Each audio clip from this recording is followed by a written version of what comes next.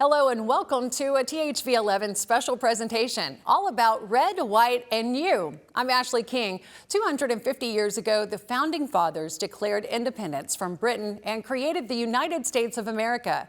Since that day, our country has seen good days and dark times. But no matter what we went through, we could always count on those Americans brave enough to step up and help. Today, we introduce you to several Arkansans who lift up others and make us a more united state.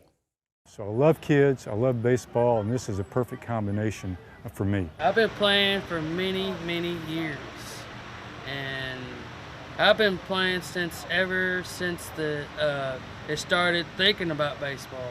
For Keith and his friends, they've been thinking about baseball for more than 20 years. They call me the pitcher. I was the first pitcher, and I'm still pitching.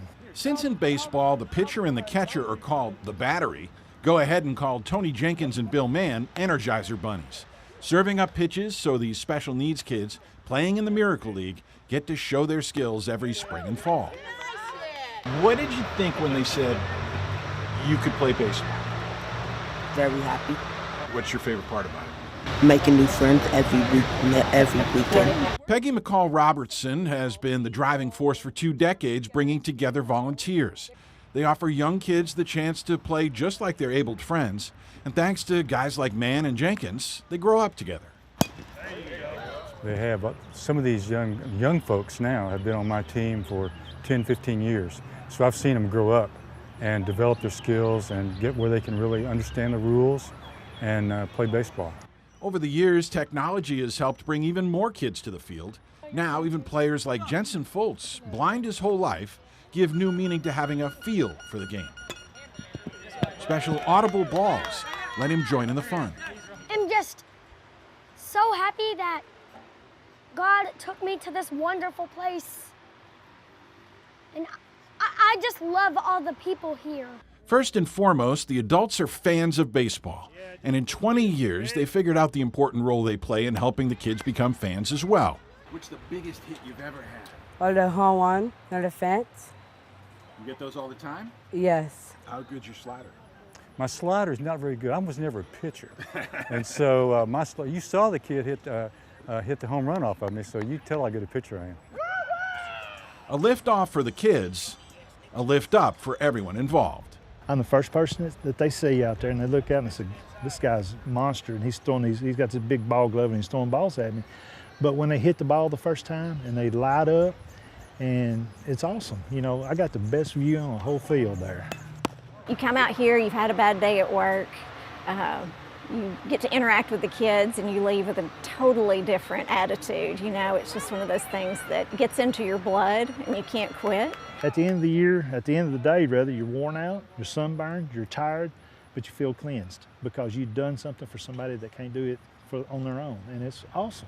It's the most awesome thing I've ever done in my life. Each time a call comes in, Debbie Eisler grabs her gear and prepares for another mission. A mission that could mean the difference between life and death for a child somewhere in Arkansas or surrounding states. But for Debbie, every mission begins with a memory. July 2nd of 1996 is the date that is ingrained in my mind and forever will be. It was the date that I drove to Children's Hospital here in Little Rock and applied for my job as critical care flight nurse for Angel One transport team. It is also the day that I lost my youngest son, Jaron. Before she left for her interview, she dropped off her sons, her youngest, Jaron, wrapping his arms around her. Good luck, Mommy. I hope you get the job. And so that was the last words that I would hear from Jaron. Most people would understandably step away after a loss like that. But Debbie chose a different path. She got the job, and 28 years later, she's still flying. My mission is to be make a difference and to be a positive effect to these parents and these children that fly with my team and I on Angel One. Today, Iser and her team serve as a flying pediatric intensive care unit, bringing specialized care to children across Arkansas and surrounding states. Within the first 10-15 minutes to start turning things around just because of the equipment and the training that we have. For parents facing their worst day, Debbie offers more than medical care. She offers understanding. I have more than one patient when I do that. I have the patient, the child, which is my primary focus, obviously, but I'm also trying to encourage and help the parents along the way as well. That connection comes from experience. Years after losing Jaron, Iser endured yet another heartbreaking loss when her son Jordan also passed away. Having lost 2 children, I've found a purpose in my loss, and that's to be able to look at another parent in the eyes and literally be able to say, I know how you feel. I know where you're coming from. After thousands of flights, her work still feels personal. It is exciting. It's more rewarding than exciting to me. For Debbie, every mission is a chance to honor the boys she lost by helping other families hold on to hope. I think I found purpose with the loss of my boys. Today, she helps raise her grandson, Jaron Jacob, named in honor of the son she lost nearly 30 years ago. And every time she hears the helicopter lift off, she carries with her the words that changed her life. In my ears every night, every day, good luck, Mommy. I hope you get the job. So I'm still here. Of course, we can't talk about helpers without talking about the Americans who served and continue to serve our country. But who helps those helpers? Here are a few military-based groups that do just that. We have 8,000 soldiers we take care of. And just like any other state or federal employee, in a uniform you really can't go ask for money. That's where Randy Land and the Arkansas National Guard Foundation come in. And we help them with scholarships for their kids and their family. We also have a survivor program that we take care of, and then we have an emergency relief program, which if a soldier's house burns or tornado hits, we're there to help them take care and get that thing started. All in a day's work for Land, who took quite the unorthodox path to becoming executive director of the Guard Foundation. He once owned a furniture store and later became a lobbyist for the industry. That's where he learned how to ask the right people for money. Everybody wants to help the military. Everybody wants to help the military. They just don't know how to do it. And so I'm that guy to make sure they know how to do it. But along the way, the award-winning grill cook became the official grill master for the Dallas Cowboys. So he knows how to throw a party. And that's one of the foundation's big efforts now. The new project coming up is an event center that we're trying to build, 24,000 square foot event center, that we can seat 400 people at round tables for an event that we just had no place out here to do it. The space would be shared with other agencies at Camp Robinson, like the State Police and the Department of Emergency Management.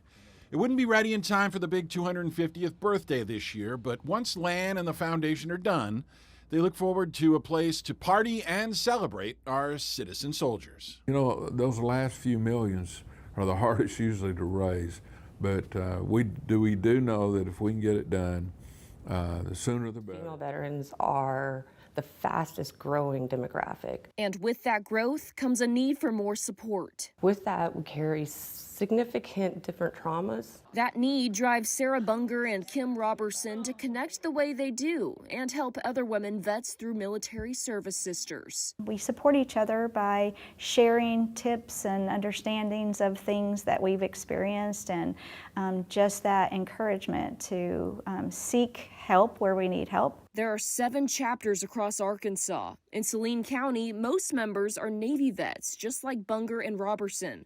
Over time, they've seen positive changes for women in the military, especially when it comes to pregnancies. Women used to have to get out of the military when they got pregnant.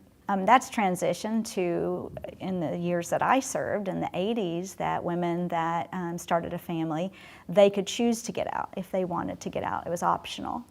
And today, women are not only able to be in as pregnant moms, but they're also able to serve in combat and on ships. But unfortunately, some things have stayed the same. There were females that were getting pregnant because they were being raped or hurt by other people overseas, and it ruined their entire career. Not only did it ruin their career, you can't get another federal job, you can't get benefits, and now they're stranded taking care of a kid as a veteran that was dishonorably discharged. That's why they say groups like Military Service Sisters are so important. Several other organizations also empower women veterans, like Miss Veteran America, the title she hopes to win this summer. I'm helping support Final Salute Inc. and all of the funds that we raise for this pageant, 100%. This isn't, I get voted in to be Miss Veteran. It's all about how we advocate to get the word out, as well as raise funds for our fellow females who are transitioning out of the military. Bunger and Robertson also hope to break stereotypes women veterans face. One is that not everyone sat behind a desk or was a dental tech or was in the medical field. There are many women out there that are serving in combat and on ships today, and they also had families while they were doing that and balancing it just like any man that was out there. The other thing is when you see a female or you see somebody who's recognizing as a veteran, don't automatically assume that the female is the spouse of the veteran. They hope to see those perceptions change. In the meantime, Bunger is on her way to getting the crown with the support of her service sisters. We're a family. Even if you never knew somebody served and you realize they're a veteran, you're like, oh, you automatically have something in common with them. And so it's just really great to have these organizations in our state to help female veterans and veterans. Let's wrap things up by taking a trip back to the place where we first learned to help. We're talking about school. As you're about to learn, helping others is a lesson that goes beyond the classroom.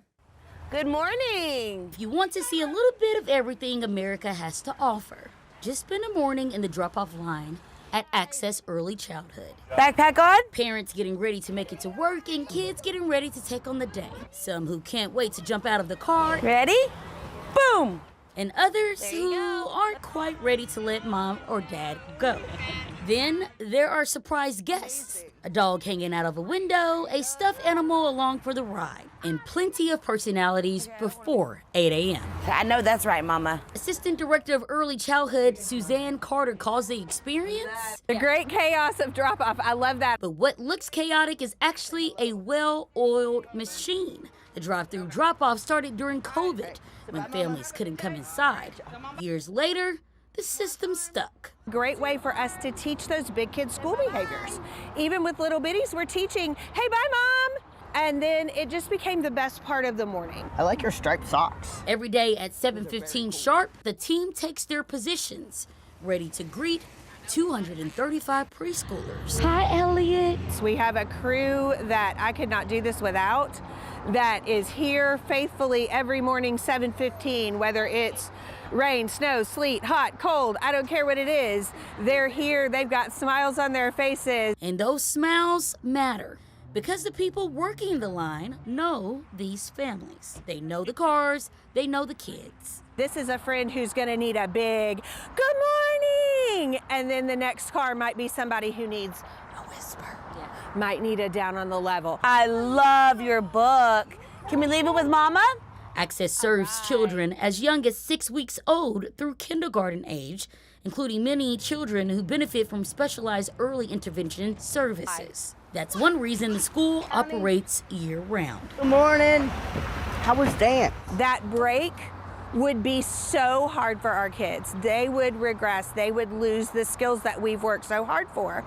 And while summer break may have started for many families, here the learning and the excitement never really stops. Our staff really has embraced that year-round philosophy, and this place is so much fun in the summer because we expand to the outside. And then back down. Good job. Maybe that's why the parking lot feels different. Before the school day even begins, there's already a sense of belonging. Hi, Delaney. Hi. A wave, a smile, a familiar face waiting to welcome them back each day. Our families are seeing that energy. They're seeing that, okay, these are staff members that don't just love on my kid from 8 to 3 in the classroom. They're loving on my kid and they're loving on my family in the parking lot. That's very cool. At first glance, it may look like a car line, a morning routine. But look a little closer and you'll find a community one car door at a time. Good morning. How are you today? Ask me how bad do I want to win? How bad do you want to win? More than you. And I get up every day like that, every day. In Pine Bluff, opportunity is growing from the ground up, quite literally. In our community, we're not exposed to STEAM as we should be. As far as African Americans, we're less than 10% in those disciplines. But Laura Hidreth is working on changing that narrative through hands-on programs. Her students in Pine Bluff are building robots, growing food, and learning science in real time. We have a hands-on, immersive program. You're going to touch something, you're going to feel something. From robotics competitions to hydroponic labs, students are not just learning, they're experimenting. We learn about plants and how they grow. We build stuff and we have snacks at the end. Now check this out. Hildreth says the new initiative connects science with everyday life, teaching students how to grow and cook their own food. It's basically going from the garden to the kitchen, and we're going to grow things, we're going to put them in the garden, and then we're going to come back and have some podcasts where the kids are teaching us how to eat healthy. So what are we doing? Two things. We're showing them, but they're also teaching others. I wanted to be an astronaut, and I was told I couldn't. Because I'm a female, I'm African American, and I wear glasses. Could I change any of those? No. Even though Hildreth's dreams of becoming an astronaut never materialized, she hopes to keep inspiring the next generation to dream big. Well, everybody deserves a mentor. Everybody deserves to be heard. Everybody deserves to be pushed to the next limit. So that's what I do. But it's a continuous program, and it reaches all the way to when they graduate from college. So it's clear the impact Laura Hidreth has had on the Pine Bluff community is generational, because a STEM education is more than just classes. It's a pathway to new opportunities in the Pine Bluff community. If nobody else believes in you, I believe in you. A huge thank you to our team for sharing those stories. You can find all of our Red, White, and You stories right now on your phone and TV with the THV 11 app. Thanks for watching. We'll see you next time.